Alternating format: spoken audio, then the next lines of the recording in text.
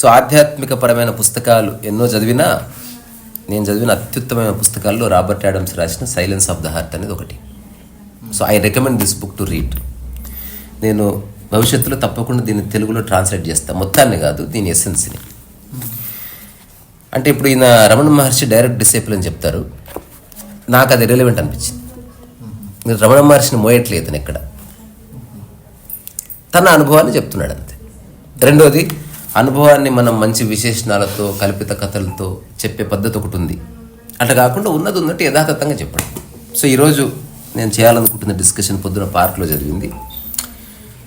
Consciousness అంటే ఏంది అసలు, చైతన్యం. ఎంత సింపుల్గా ప్లెయిన్గా చెప్పాడు అనేది ఊరికి ఇంగ్లీష్లో చదివి తెలుగులో ట్రాన్స్లేట్ చేస్తాను, నేను చెప్పడానికి ఏమి లేదు, అంత బాగుంది అది. So consciousness is not a thing, అంటే అదేమి ఒక ప్రత్యేక విషయం కాదు. And you cannot describe it, నువ్వు దాన్ని వర్ణించలేవు కూడా. It is not opposite of the world and it is not an object. అంటే ఇప్పుడు మనం అనుభవిస్తున్న ప్రపంచానికి అది ఆపోజిట్ కాదు, అంటే విపరీతము కాదు, అట్లాగని అదొక వస్తువు కాదు. And there is no seer to see it. మధ్య మధ్యన బ్యూటిఫుల్ రహస్యాలు చెప్పాడు. చూసేవాడు ఎవడు లేడు దాన్ని. ఇప్పుడు ఏదన్నా ఉంది అంటే నేను చూసేవాడు ఒకడు ఉండాలి. సినిమా తీస్తున్నారు, చూసేవాడు లేకపోతే సినిమా తీయడం ఇంపాసిబుల్. రుచి ఉంది, అనుభవించేవాడు ఒకడు ఉంటే రుచి ఉంది. ప్రకృతిలో ఏ రుచి లేదు, ఉన్నది తింటే అంతే. సో చూసేవాడు ఎవడు లేడు. Consciousness is another word for being. ఒక స్టేట్మెంట్ సెటిల్ అయిపోయింది. ఇప్పుడు ఎవడన్నా తత్వవిచారణ చేయాలంటే ఈ ఒక్క విషయం మీద చేయాలంతే. Consciousness is another word for being. అంటే బీయింగ్ అంటే ఉండడం, దానికి ఒక సబ్స్టిట్యూట్ అది అంతే. ఉండడమే చైతన్యం. మళ్ళీ కొంచెం ముందుకు వెళ్తున్నాడు. బీయింగ్ వాట్ అంటే బీయింగ్ నో థింగ్. అంటే ఒక విషయముగా లేవు, ఒక వస్తువుగా లేవు, ఒక ఐడెంటిటీగా లేవు, ఒక కులపు వాడిగా లేవు, ఒక మతం వాడిగా లేవు, ఒక ఆడగా లేవు, ఒక మగగా లేవు, గొప్పవాడిగా లేవు. ఇవేమీ లేకుండా మిగిలింది కాన్షియస్నెస్. మనకి ఆధ్యాత్మికతలో నీతి అనే కాన్సెప్ట్ వినే ఉంటారు, మీరు విన్నారు ఎప్పుడన్నా? అంటే ఇప్పుడు నేను ఈ క్షణం బతకడానికి ఆనందంగా నేను ఎన్నో క్రియేట్ చేసుకున్న, ఇల్లు క్రియేట్ చేసుకున్న, వస్తువులు క్రియేట్ చేసుకున్న, బంగారం క్రియేట్ చేసుకున్న, కింద కారు వేసుకున్న, బట్టలు, దాంతోపాటు నా హోదా, అంటే ఇవన్నీ కంటికి కనిపించేవి. కంటికి కనబడినవి ఏంది? నా పరువు, నా ప్రతిష్ట, నా గౌరవం, లేకపోతే నా ఐడెంటిటీ, నా కులము, నా మతం, ఇదంతా. ఇంకా కంటికి కనబడను నేను నా ఆనందము, నా యొక్క ప్రశాంతత, నా యొక్క ఇట్లాంటివన్నీ. ఇప్పుడు నేతి కాన్సెప్ట్ అనేది ఆత్మవిచారణ చేయడానికి అత్యంత దగ్గర దారి. ఎవరైనా చేయొచ్చు ఈరోజే. అంటే ఏవి తీసేస్తే నీవు ఉంటావో అవన్నీ వదిలే. కావాలంటే పేపర్ మీద రాసుకో. ఇప్పుడు ఫ్రిడ్జ్ ఉంది, ఫ్రిడ్జ్ తీసేసినా నువ్వు ఉంటావా? ఉంటారా? తద్వారా ఫ్రిడ్జ్ని సీరియస్గా తీసుకోక. ఇంకా ఏది తీసేసినా నువ్వు ఉంటావో దాన్ని వాడుకో, దాంతో కనెక్షన్ పెట్టుకోకు, దాన్ని నాదనుకోకు, జస్ట్ వాడుకో అంతవరకు. ఫ్రిడ్జ్ పడేయకు, ఉండని, కానీ నాదనుకోకు. ఆ తర్వాత ల్యాప్టాప్ తీసేసినా నువ్వు ఉన్నావు, మొబైల్ తీసేసినా నువ్వు ఉన్నావు, ఇల్లు తీసేసినా నువ్వు ఉన్నావు, ఫైన్ మనిషి తీసేసినా నువ్వు ఉన్నావు. అదే 100%. ఏవేవైతే తీసేయడానికి ఇబ్బంది అవుతుందో వాటిని నువ్వు దృష్టి పెట్టడమే ఇప్పుడు ఆధ్యాత్మిక అన్వేషణ. అంటే నేను నువ్వు అన్నావు ఏదన్నా తీసేస్తా కానీ మా అన్నం తీసేయలేను లైఫ్లో. ఇప్పుడు అక్కడ ఆగి దాన్ని చూడు, అసలు ఎందుకు తీసేయలేకపోతున్నావు, వాట్ ఈస్ ద ప్రాబ్లం. ఫైనల్గా నువ్వు దాన్ని తీసేయవలసిందే, లేదా దాన్ని నీలో భాగం అనుకోవాల్సిందే. అది వేరేదై ఉండి ఉండటానికి వీల్లేదు, బీయింగ్గా మారాలి. బీయింగ్ అంటే కలిసి ఉండడం. ఇప్పుడు ఫైనల్గా ఏం తెలుస్తుంది? ఫుడ్ తీసేస్తే నువ్వు ఉండవు, అందుకే ఫుడ్ ఉండని. నిద్ర తీసేస్తే నువ్వు లేవు, నిద్ర ఉండని. కులం తీసేసినా ఉన్నావు, మతం తీసేసినా ఉన్నావు, పరపతి, పరువు ఇవన్నీ తీసేసినా ఉన్నావు, అవన్నీ వదిలేయి. తర్వాత ఏమంటారు, కర్మ తీసేస్తే నీవు లేవు. అంటే కదలిక అంటే పని. ప్రపంచంలో పని అంటే ఉద్యోగం, ప్రకృతిలో ప్రతి కదలిక పని. నేను ఇటు నుంచి కన్నా పని జరుగుతుంది, సంథింగ్. ఇది బెనిఫిట్ ఓరియంటెడ్ కాదు. Everything is work. Living is working. Breathing is equivalent with living, is equivalent with working. అట్లా ఫైనల్గా గాలి తీసేస్తే నువ్వు ఉండవు. అందుకే అత్యంత ప్రమాణమైనది నీ జీవితానికి గాలి, ఆ తర్వాత నీరు, ఆ తర్వాత ఆహారము, ఆ తర్వాత ఒక ఎక్స్టెంట్ వరకు మైథునం. ఇవి ఉంటే సరిపోతాయి జీవితానికి.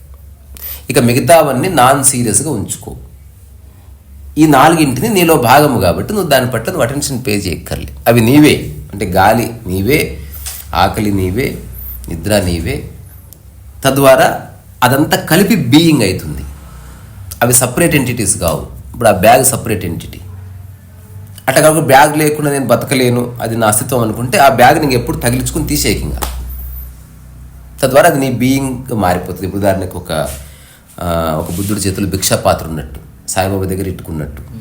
ఇంకా అది వాళ్ళ జీవితంలో ఒక భాగం. వాళ్ళు ఎక్కడికి పోయినా, బాత్రూమ్కి పోయినా, వేరే ఊరికి పోయినా అది ఆల్వేస్ దే క్యారీ. కమండలం బీయింగ్ అయిపోయింది, అది సపరేషనే లేదు, ఎక్స్టెండెడ్ అయిపోయింది అట్లా. సో ఇప్పుడు ఇతను చెప్తున్నది అదే, బీయింగ్ నోథింగ్ అంటే ఏ విషయముగాను ఉండనిది consciousness. Now we go beyond the realm of creation where it becomes ineffable and indescribable. అంటే ఏదైతే వర్ణించడానికి సాధ్యము కాదో, ఏదైతే మాటల్లో మనం పెట్టలేమో దానికి పర్యాయవాచియే చైతన్యం. You cannot describe it. ఇప్పుడు నేను ఒక పదం అడుగుతా, చెప్పండి, ఆరోగ్యాన్ని డిస్క్రైబ్ చేయండి చూద్దాం. బీయింగ్ హెల్తీ ఈజ్ ఆరోగ్యం. అంటే అనారోగ్యం ఉండకపోవడం అంతే, అట్లా చెప్పవలసింది. ఇప్పుడు ఎగ్జాక్ట్ ఇతను అదే చెప్పాడు. మీరేం చెప్పారో నెక్స్ట్ స్టేట్మెంట్లో అదే ఉంది. ఏదేది కాన్షియస్నెస్ కాదో చెప్పొచ్చు, కాన్షియస్నెస్ ఏమిటో ఎవడు చెప్పలేడు. ఆరోగ్యాన్ని నిర్వచించి, ఆరోగ్యానికి ఒక్క సభ లేదు చూడు, అనారోగ్యానికి ఎన్ని సభలు ఉన్నాయో. సేమ్ థింగ్ చీకటి వెళ్తురు ఏంటంటే చీకటి లేకుంటుంటే అంతే. సో మూలాన్ని నువ్వు నిర్వచించలేవు, ఆనందాన్ని నువ్వు నిర్వచించలేవు. దుఃఖాన్ని పెట్టుకుంటే ఆనందం నిర్వచనం ఉంది, కానీ దుఃఖం ఇవేవి లేవు. ఆనందం నీ సహజస్థితి అయితే దానికి నిర్వచనం లేదు. నిద్ర అంటే ఏంది? నిర్వచనం లేదు. అంటే ఈ కులము, మతము, జెండరు, దేశము, ఆ తర్వాత ఉద్యోగము, డబ్బు, రాజకీయాలు, ఇవన్నీ లేని ఒక స్థితిలో నిద్ర మిగిలింది. అందులో ఒక్కొక్కటి వస్తున్న కొద్దీ నిద్ర పోయి నువ్వు అనుకున్న జాగృత స్థితి, అది కూడా మృత జాగృత స్థితి, అట్లాంటివన్నీ ఎస్టాబ్లిష్ అయ్యింది. ఇప్పుడు మీరు చెప్పింది ఇతను చెప్తున్నాడు చూడండి. That's why we can only explain to you what consciousness is not. ఇప్పుడు ఆధ్యాత్మిక గ్రంథం అంతా ఏది మూలము కాదో దాన్ని చెప్పేదే. మూలాన్ని చెప్పడానికి ఏది పనికి లేదు, చెప్పడమే లేదు. నువ్వే అది. ఇప్పుడు నీ ఎడమ చేతితో దీన్ని పట్టుకోవచ్చు, ఎందుకంటే అది వేరే దాన్ని నువ్వు పట్టుకుంటావు. ఇప్పుడు ఎడమ చేతిని పట్టుకో, దాన్ని అది పట్టుకోలేదు. నీవే కాన్షియస్నెస్ కాబట్టి కాన్షియస్నెస్ని చూడలేదు. సో దేన్ని వర్ణించాలనుకుంటున్నావో అదే నీవు కాబట్టి అది వర్ణనకు అతీతం. ఒకసారి ఇట్లా జరిగింది. నేను ఊరికే రోడ్ల మీద పడి తిరుగుతున్న టైం, అప్పుడు నాకున్న ఏకైక ఎంటర్టైన్మెంట్ పోర్ట్రేట్స్ చేయడం. రోడ్ల మీద ఎవరు కనిపిస్తే ఇప్పుడు చాలామంది షార్ట్స్ అవి పెడుతున్నారు. నేను అట్లా బోల్డ్ అంతా చేసిన. ఒకసారి ఒక ఫంక్షన్ హాల్లో ఏదో పెళ్లి జరిగింది. నేను ఆ పెళ్ళిలోకి వెళ్ళి భోజనం చేసి అందరు వెళ్ళిపోయిన తర్వాత ఫంక్షన్ హాల్ ఏసీ గీసి ఉన్నది, నేను పడుకున్నా చక్కగా. సో అక్కడికి ఒక 50-55 సంవత్సరాలను ఒక గిడ్డం ఒక స్వామీజీ లాంటి వాడు వచ్చి అతను హాయిగా అట్లా కూర్చున్నాడు. నేను మధ్యన ఆ జంబుకా మీద పడుకొని లేచి చూస్తే అతను హాయిగా కూర్చున్నాడు. అసలు ఎవరు లేరు చుట్టుపక్కల. తన దగ్గర ఏమీ లేదు, చిన్న బ్యాగ్ తప్ప. నేను దగ్గరికి వెళ్ళి, మీరు చాలా బాగుందని మీ బొమ్మేనా అని అడిగాను. అన్నాడు. బొమ్మ వేసిన తర్వాత ఇట్లా చూపించాను. దుడ్డు ఇవ్వాలేమన్నా అని అడిగాడు. అంటే అలాంటిది ఏమైనా మీకు ఇవ్వాలనిపిస్తే వచ్చిందా? ఇట్లా చూసి తన దగ్గర 20 రూపీస్ ఉంటే ఇచ్చాడు. ఇచ్చి మళ్ళీ కళ్ళు మూసుకో. అక్కడితో అయిపోయింది. కానీ మన మైండ్ ఊరుకోదు కదా. ఓ ప్రశ్న అడిగినా, ఎలా ఉందో చెప్పలేదు అంటే, నేను ఎలా ఉంటే తెలిస్తే కదా నేను నీకు చెప్పేది ఎలా ఉంది అన్న. ఇదేం స్టేట్మెంట్ అంటే, మీరు ఎలా ఉన్నారో మీకు తెలియదు అంటే, అతను నాకు ఒక మాట చెప్పాడు. నాకు 11 సంవత్సరాల వయసు వచ్చినప్పటి నుంచి ఇప్పటి వరకు నేను అద్దం చూసుకోలేను. మా గురువు గారు నాతో ఒకే ఒక్క ప్రామిస్ చేయించుకున్నారు, నీ ఫేస్ ఎప్పుడు చూసుకోవద్దన్నాడు. తద్వారా నాకు నా ముఖం ఎట్లుంటుందో తెలియదు, నా స్థితి ఎట్లుందో తెలుసు, నేను ప్రశాంతంగా ఉంటుందా అని తెలుసు, నా ముఖం తెలియదు నాకు. తద్వారా నీ వేసిన చిత్రవులో ఆ స్థితి కనిపిస్తున్నది, బాగానే ఉంది, ప్రశాంతంగానే ఉంది అది. అందుకని అది నాదే అయింటది. ఇప్పుడు నా బొమ్మ బదులు కుక్క బొమ్మ వేసి చూపించినా నాకు తెలియదు నేను ఎట్లున్నాను. నాకు ఎక్స్ట్రాడినరీ అనిపించింది అది. నాకు మళ్ళీ క్యూరియాసిటీ, నిజంగా మీ అద్దం చూసుకోలేదు, హఠాత్తుగా నువ్వు అద్దం చూపించావు అనుకో నేను చూడనన్నాడు. అంటే నేను ఎప్పుడు నన్ను నేను చూసుకోవాలి అన్న స్పృహ కూడా లేదు నాకు. ఇదే ప్రశ్న మా గురువు గారిని అడిగితే నాకు 22 ఏళ్ళు వచ్చిన తర్వాత, మీరు నన్ను అద్దం చూసుకోవద్దన్నారు, మరి ఎందుకు చూసుకోవద్దంటే, నువ్వు ఎట్లున్నా బాగానే ఉంటావు నాన్న అని తెలుసుకో. ఇప్పుడు అద్దం చూసుకునే చాలామందికి ఏమిటి అంటే, మనం 10 ఏళ్ల క్రితం ఎలా ఉన్నామో ఇప్పుడు అద్దంలో చూసుకుని దాన్ని దీంతో పోల్చుకుని బాధపడడానికి చూసుకుంటాం. మనం ఎప్పటిదప్పుడు చూసుకోవడానికి అర్థం ఎందుకు? నువ్వు ఉన్నది అంగీకరించడానికి అర్థం ఎందుకు? ఇప్పుడు ఎవరన్నా అంటే ఇప్పుడు వినేవాళ్ళు కానీ మీరు కానీ అద్దం చూసుకొని యథావిధిగా అంగీకరించి చెప్పులు వేసుకుని పోయిన వాళ్ళు ఎంతమంది, అద్దం చూసుకొని సవరించుకొని పోతున్న వాళ్ళు ఎంతమంది? అందుకే కదా సర్జరీలు, ముక్కు surgery, they are not happy with their nose, something change చేయాలి. అది natural. So consciousness is not the world. మళ్ళీ ఇంకొక బాంబు పేల్చడంతే. అంటే ప్రపంచంలో ఏవేవైతే ఉన్నాయో, ఇంకా దీన్ని తేలికని పరిభాష, ఏది మనిషి సృష్టించిండో అదంతా వరల్డ్, అదంతా కాన్షియస్నెస్ కాదు. అవేవి నువ్వు సీరియస్గా తీసుకోవద్దు. తర్వాత ఇప్పుడు మన మనసులో నింపుతున్న అంశాలు ఏమిటి అనేది మనం కనుక గమనిస్తే, ప్రాపంచిక విషయాలు తప్ప నింపడానికి ఏమి లేదు. ప్రకృతి విషయాలు నింపాల్సిన అవసరం లేదు. అవి నీ బీయింగ్, అవి ఉన్నాయి, అవి నీలో కలిసిపోయి అస్సిమిళితమై ఉన్నాయి అవన్నీ. తర్వాత consciousness is self contained and absolute reality. అంటే నీ యొక్క స్వస్వరూపం అంతే, నువ్వే కాన్షియస్నెస్, నీవే ఎరుక. నేను ఎరుకగా ఉండడం భాష, నేనే ఎరుక రియాలిటీ. నేను చైతన్యాన్ని దర్శించాను భాష, నేనే చైతన్యము, ఇది రియాలిటీ. నేను నిద్రపోతున్న భాష, నేనే నిద్ర. నేను పోతే నిద్ర మిగిలింది, నిద్రపోతే నేను మిగిలిన. నేను నిద్రపోవడం అనేది అబద్ధం. అట్లా ఇంకా ఏమంటున్నాడు, it is your self when you do not identify with the world. ఇక్కడ ఆపేయచ్చు మనం టాక్, ఇంతకుమించి చెప్పడానికి ఏమి లేదు. ప్రపంచంతో నిన్ను నువ్వు ఐడెంటిఫై చేసుకోకపోతే మిగిలేది చైతన్యం. ఎంత బాగుంది అసలు. కానీ జీవితకాలం పడుతుంది. ఈరోజు పొద్దున మనం పార్క్లో డిస్కస్ చేసింది అదే. అంటే నీవు ఏదేది నాదనుకుంటావో, దేంతో నా పరువు, నా ప్రతిష్ట, నా గౌరవం, నా ఆనందం లింకు పెడతావు, అన్నిసార్లు బాధపడతావు. ఇప్పుడు నేను ఇల్లు నీట్గా ఉంటేనే నాకు ఆనందం. నీ ఆనందాన్ని నువ్వే బొంద పెట్టుకుంటున్నావు. ఇప్పుడు ఇల్లు నీట్గా ఉన్నా ఓకే, నీట్గా లేకపోయినా ఓకే, నీ మూల స్థితికి దానికి సంబంధం లేదు. నేను లైట్ బంద్ చేస్తేనే పడుకుంటా, అయిపోయింది. ఆ ఒక్క ఆలోచనల వల్ల నువ్వు అట్లీస్ట్ ఎన్నో నిద్రలేని రాత్రులు, ఎన్నో సంఘర్షణలో పడుతున్నావు, ఆర్గ్యుమెంట్స్లో. ఎందుకంటే నీతో పాటు పడుకున్న వాడికి లైట్ ఉండదు, వాడికి లైట్ తీసేస్తే నిద్ర వస్తుంది, నీకు లైట్ ఉంటే నిద్ర వస్తుంది. కాన్ఫ్లిక్ట్ వచ్చేసింది. అట్లా కాకుండా ఏది ఎలాగైనా ఉండదు, నేను నిద్ర వస్తే పడుకుంటాను, మూల స్థితి ఇట్లా ఉంటుంది. సో ఇప్పుడు ఇతను చెప్తున్న కాంటెక్స్ట్ ఎంత బ్యూటిఫుల్ అంటే, పుస్తకంలో ఒక 2-3 లైన్స్ దగ్గర ఆపి దాని గురించి విచారణ చేయాలి. ఇది ఊరికే ఒక నావెల్లాగా చదివేది కాదు. సింపుల్గా ఏమంటున్నాడు అది మళ్ళీ ఒకసారి రిపీట్ చేస్తా. 27th పేజ్ అక్కడ ఎండ్ అయిపోయింది. ఏమంటున్నాడు, when you do not identify with the world, that is consciousness. ఇప్పుడు ఈ ఒక్క స్టేట్మెంట్ గోడ మీద రాసుకో పెద్దగా. ప్రపంచం అంటే ఏంది? ఒక్కొక్క పదం. ప్రపంచం అంటే మనిషి సృష్టించింది. ఉద్యోగము ప్రపంచము, పోలిక ప్రపంచము, డబ్బు ప్రపంచము, రాజకీయాలు ప్రపంచము, ఆధార్ కార్డ్ ప్రపంచం, రిలేషన్షిప్స్ కూడా మరి అబ్సల్యూట్లీ. ప్రకృతి రిలేషన్షిప్పే లేవు, రిలేటెడ్నెస్ ఉంది, ఒకదానికి ఒకటి సంబంధం ఉంది, పరస్పర ఆధారితాలు ఉన్నాయి. చెట్టుతో నాకు సంబంధం ఉంది, నేను చెట్టుతో సంబంధం కలిగి ఉన్నా, ఇద్దరం ఒకదాని మీద ఒకటి ఆధారపడి ఉన్నాం. కానీ నేను చెట్టుకు బానిసేయలేను, చెట్టు నాకు బానిసేయలేదు. ప్రకృతిలో సమానత్వం ఉంది, ఎక్కువ తక్కువ లేవు. ప్రకృతికి నువ్వెంతో చీమంతే. కానీ మనిషికి చీమ తక్కువ, ఈయనకి ఎక్కువ. మనిషి ప్రాబ్లం అది. ఆ తర్వాత ఏమంటున్నాడు, and that only happens to the average person, just they are falling asleep and just as they wake. So నిద్రపోయినప్పుడు చైతన్యవంతులుగా మారుతున్నారు, నిద్ర లేవగానే ప్రపంచం దూరి చైతన్యవంతం పోతుంది. ఇప్పుడు ఈ చిన్న ధ్యాన పద్ధతి ఎవరైనా చెక్ చేసుకోవాలి. ఇప్పుడు నేను 2009 ఆ ప్రాంతంలో నాకు స్ట్రైక్ అయిన అంశం ఇది పుస్తకాలకు సంబంధించిన విషయం కాదు నేను చెప్తున్నది. ఇప్పుడు సంపూర్ణ నిద్ర అంటే ఏంది? ఠీకే చూడదు అది. అంటే జాగృత, స్వప్న, సుషుప్తి ఇవన్నీ డివిజన్స్ పోతే ఏది గుర్తులేని స్థితి, అంతే కదా. ఏమేమి గుర్తులేవు పేపర్ మీద రాసింది. అంటే ఏవేవి మాయమైతే నిద్ర మిగిలింది. నిద్ర అంటే ఒక అద్భుతమైన ప్రశాంతత కాదా, గ్రేట్ కంఫర్ట్నెస్ కాదా, అహంకారం లేని స్థితి కాదా, మంచి ప్రశాంత స్థితి, అవన్నీ నిజం. మనిషి మెలకువలో కోరుకుంటున్నామని నిద్రలో లభిస్తున్నాయి కానీ నువ్వు లేవాడు.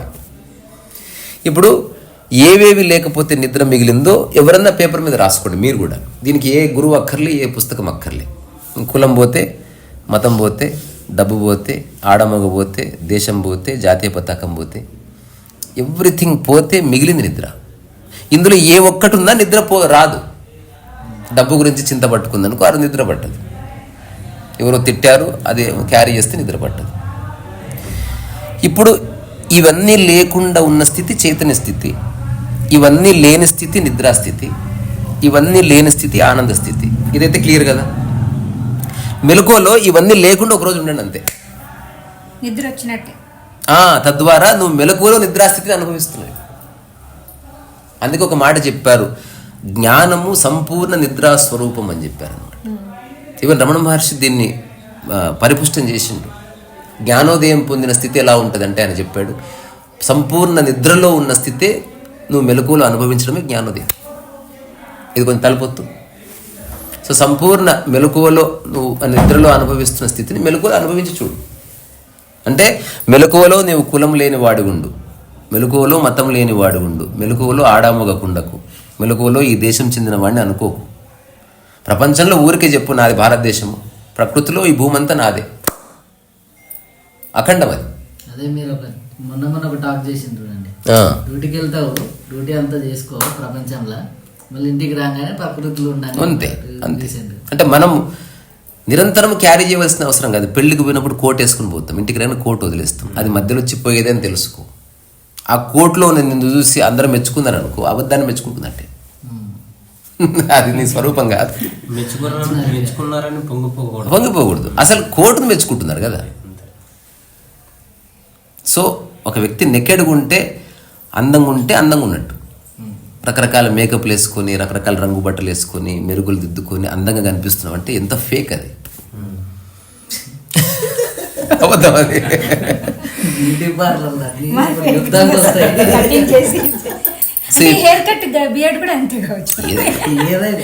ఎనీథింగ్. ఒకసారి ఓషోకి వై ఆర్ పుట్టింగ్ బియర్డ్ అంటే why are you cutting beard అని ఆయన ఒక ఇంటర్వ్యూ చెప్పాడు, గో ద ఫుల్ వే. నువ్వు ఎందుకు పెంచేసుకుంటున్నావు, మరి నువ్వు ఎందుకు, ఇదైతే నేను న్యాచురల్ వదిలేసిన సహజంగా. అతను ఏం చెప్పాడంటే, ఇంకా ఏ man without beard and moustache is a women with beard and moustache అన్నాడు. అంటే ఒక ఆడది మీసాలు గడ్డంతో ఉంటే ఎంత అసహ్యంగా ఉంటుందో, ఒక మగవాడు మీసాలు గడ్డం లేకపోతే అంత అసహ్యంగా ఉంటాడు అంట. దానికి ఇంకొక సూత్రం కూడా ఉంది కదా, కట్ చేస్తే నొప్పి లేదు కాబట్టి కట్ చేస్తున్నాం అంతే. ఇది నొస్తుందంటే ఇంకా అసలు ఇప్పుడు మనకు చాలా మందికి వాళ్ళ ముఖ్యమే నచ్చదు, ముట్టుకుంటే నొప్పి లేస్తుంది కాబట్టి దాన్ని వదిలేసి దాన్ని కొంచెం ప్లాస్టిక్ సర్జరీ అంతవరకు. అట్లా కాకుండా మన శరీరంలో నొప్పి అనేది లేకపోతే ఎన్నిసార్లు మనం అవయవాలు కట్ చేసుకుందాము. చేసుకుంటున్నారు కదా ఇప్పుడు ట్రాన్స్జెండర్స్, అది వేరు. అంటే అది పూర్తి డాక్టర్స్ పర్యవేక్షణలో అనస్థీషియా ఇచ్చి నీకు తెలియకుండా నొప్పి ఉన్నందుకు అనస్థీషియా ఉంది, నొప్పి లేదనుకో నీకు తెలియదు.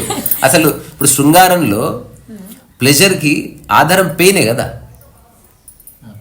నీకు నొప్పి లేకపోతే అసలు ప్లెజరే లేదు. ఇప్పుడు ఎవడన్నా గట్టిగా హగ్ చేసుకుంటాడు, పెయిన్ వల్ల నీకు నచ్చుతుంది అది. ఎవడు గట్టిగా షేక్ హ్యాండ్ ఇస్తున్నాడు, శబాష్ అంటున్నాడు, ఎవ్రీవేర్ పెయినే ఉంది చూడు. కానీ అది నచ్చిన పెయిన్ కాబట్టి నువ్వు ప్లెజర్ అనుకుంటున్నావు. అదే భుజం మీద నీ శత్రువు కొడితే కేసేస్తావు పోయి, అందరి ముందు నా భుజం మీద కొట్టాడు. సో దెబ్బలో ఏ ప్రాబ్లం లేదు, ఎవడు కొడుతున్నాడు అక్కడ ఉంది ప్లెజర్. అదే. So pleasure is pain and pain is pleasure. అయితే ఇది చివరిగా ముగించాలనుకుంటున్నది, పేపర్ మీద ఏవేవి తీసేస్తే నిద్ర అయిందో అవి మెలకువలో కనుక తీసేయగలిగితే అదే జ్ఞానం అయింది.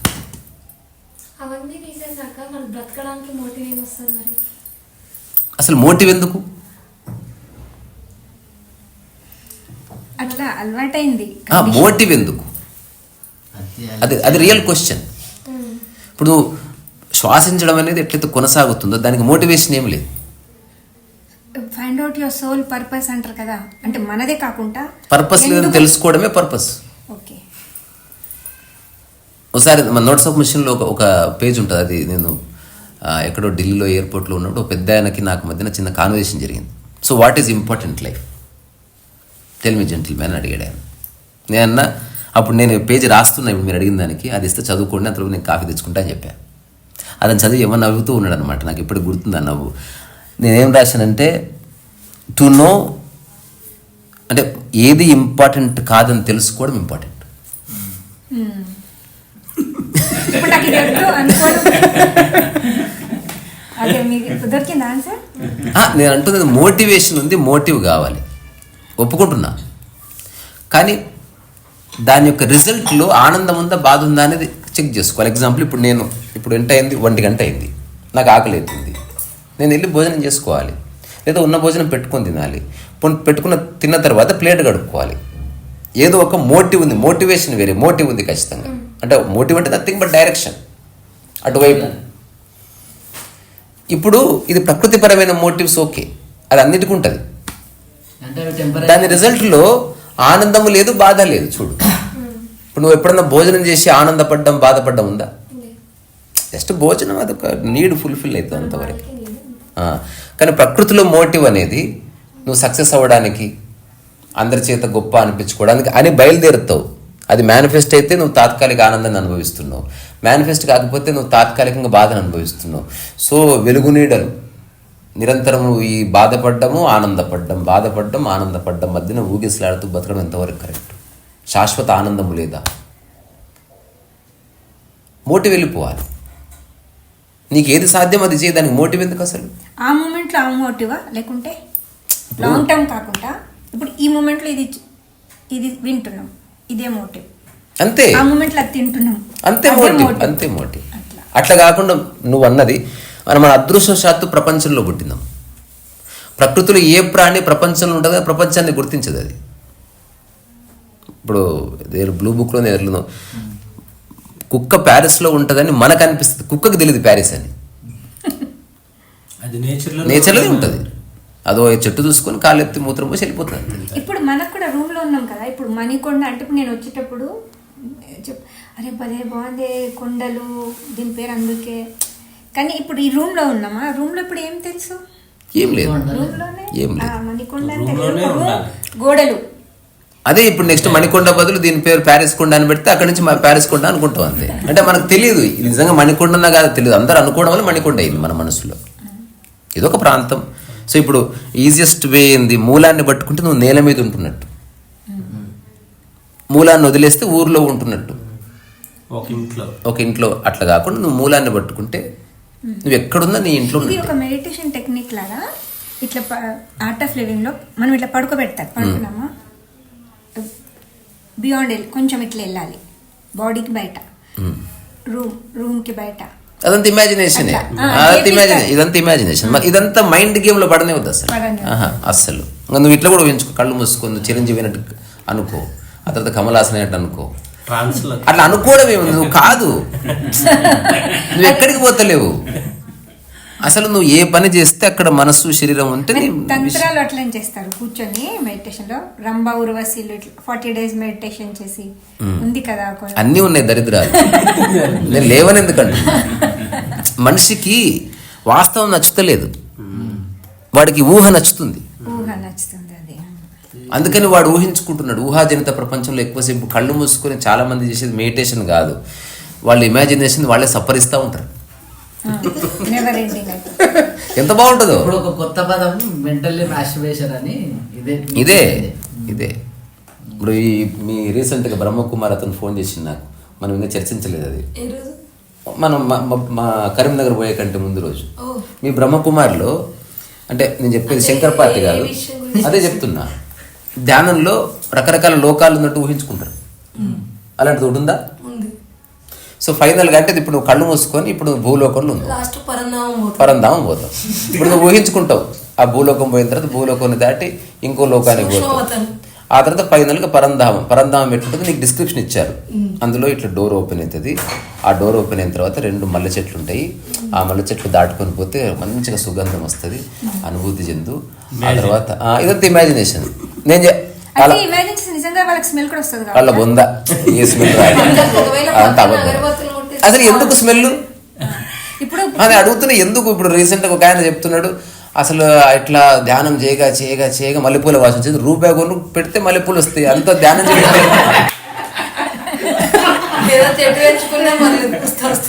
జస్ట్ చేయి లేపి ఇట్లా చూసుకో ఎంత స్మెల్ వస్తుంది. పక్కన అగరబత్తిలో వెలిగించారు. అరే ఎక్కడ పెట్టిన స్మెల్ వస్తుంది. కుక్క చూడు ఎన్ని చోట్ల స్మెల్ చూస్తుంది. నా టాక్స్ వినే అయితే అతను నాతో దాని గురించి డిస్కస్ చేయడం త్వరలో వస్తాడులే. అంటే నేను అతను ఇన్వైట్ చేసిన కమ్ అండ్ నా బ్రెయిన్ వాష్ చేయి. ఐఎమ్ రెడీ టు వస్తున్నాడు. అయితే నేను అతను ఒకటే అడిగాను. సో పరంధామం అని చెప్పాడు ఆయన. ఇంకేదో చెప్పాడు నాకు. అదే అది ఒక్కటి కాదు, చాలా ఉన్నాయి. అట్లా ఊహించుకొని నువ్వు ఫైనల్ గా అక్కడికి నువ్వు ఉన్నట్టు అక్కడ జీవిస్తున్నట్టు దగ్గర నువ్వు త్వరలో అక్కడికి పోతావు కదా.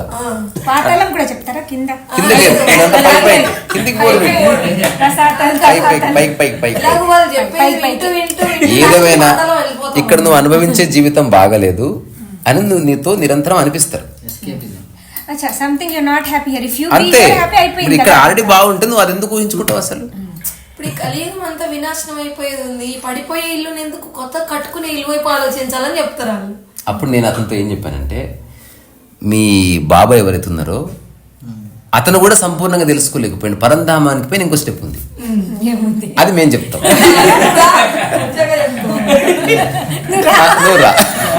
అంటే ఇమాజినేషనే కాబట్టి లెట్స్ ఇమాజిన్.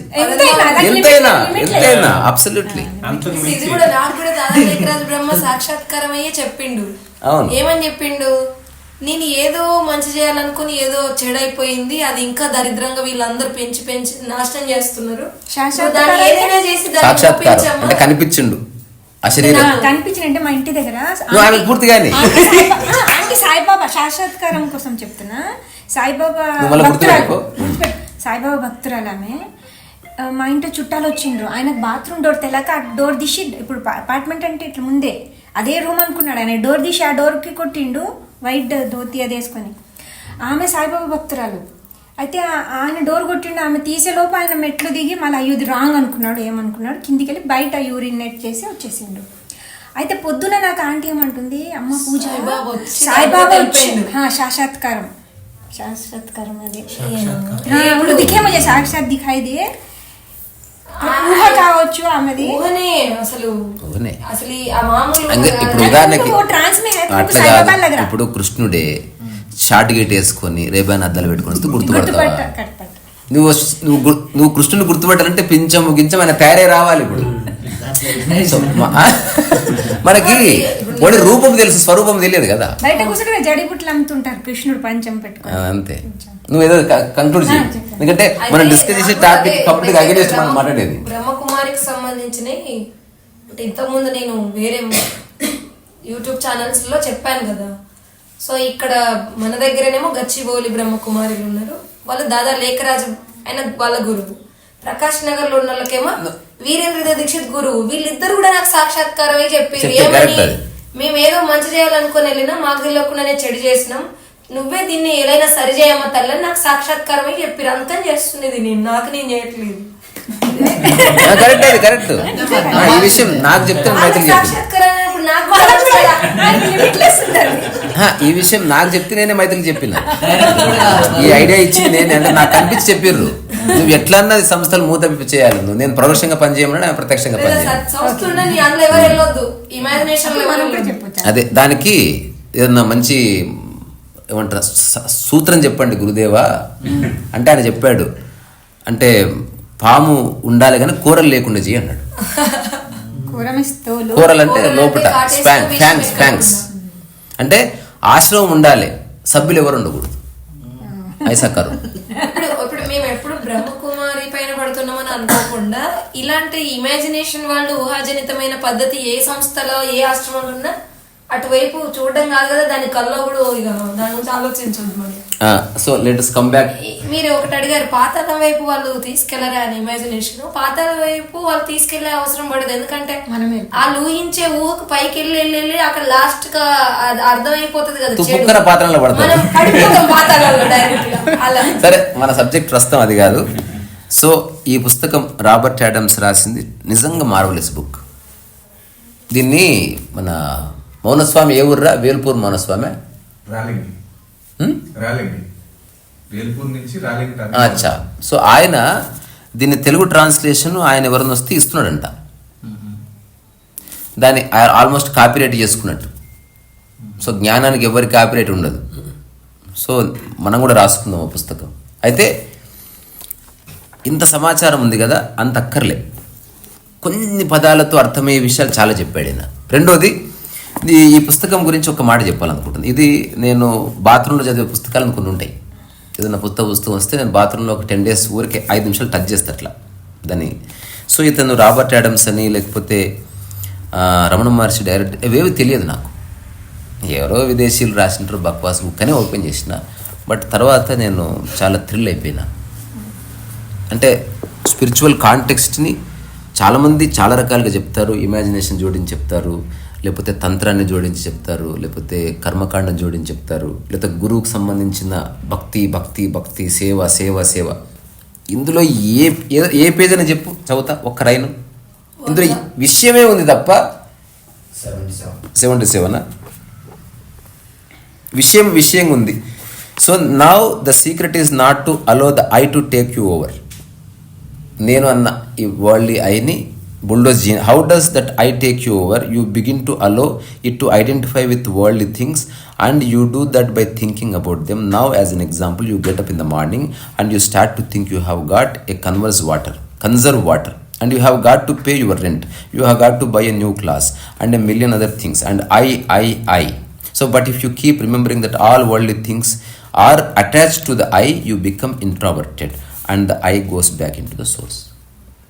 ఎక్కడ దేవుడి ప్రస్తావన లేదు, గురువు ప్రస్తావన. హీఈస్ జస్ట్ టెల్లింగ్, ఇది నా పుస్తకం, నా అరటిపళ్ళు, నా రిమోటు, తర్వాత నా మందుల డబ్బా, నా ఫోను, అన్ని ఐలు వచ్చినాయి. ఇప్పుడు ఇది పోయింది. ఇది పోవడం వల్ల పరిశాన అవుతున్నది ఈ అయ్యే. అందుకని దీనికి ఆధ్యాత్మిక పరిభాష ఇంతే. పుస్తకం ఉంది, అరటిపళ్ళు ఉన్నాయి, మందుల డబ్బు ఉంది. ఎక్కడ నా వాడట్లేదు చూడు నేను. ఇంతే. లేదు, పుస్తకం ఉంది, తర్వాత ఇది ఉంది, తర్వాత ఇది ఉంది, తర్వాత ఇప్పుడు పుస్తకం పోయింది అంటే వెతుకులాడతాం అంతే. పరిశాన్ అయ్యేది ఏమీ లేదు. ఇప్పుడు ఎన్నో పోతున్నాయి. కొన్నిసార్లు విమానమే కూలిపోతుంది. మనం హాయిగా విమానం కూలిపోయిందా ఎప్పుడు అని మళ్ళీ సీరియల్ చూస్తాం. బికాజ్ అది మనది కాదు కాబట్టి. ఆ విమానంలో నీది 50% ఉందనుకో, అందులో మనం ప్రయాణం చేసే బంధువు ఉన్నాడు అనుకో, అయిపోయింది బాత్ కథం. సో చదవండి ఈ పుస్తకం. నిజమైన ఆధ్యాత్మిక సారం ఇందులో పొందుపరచబడ్డది. ఇది ఎవరో చెప్పింది విని చెప్పడం కాదు, నేను చదివి నా అనుభవానికి ఎగ్జాక్ట్ డిస్క్రిప్షన్. నేను కూడా ఇంత అందంగా రాయలేను, నాకంత భాషా పటిమ లేదు. నేను కొండగూరెంది ఊళ్ళో చదివినా కాబట్టి కొంచెం ఈ కపుల్ ఆఫ్ ఇయర్స్లో కొంత ఎలా చెప్పాలి పద సంపత్తి ఇప్పుడు దృష్టి పెట్టినా కానీ he explain it very well.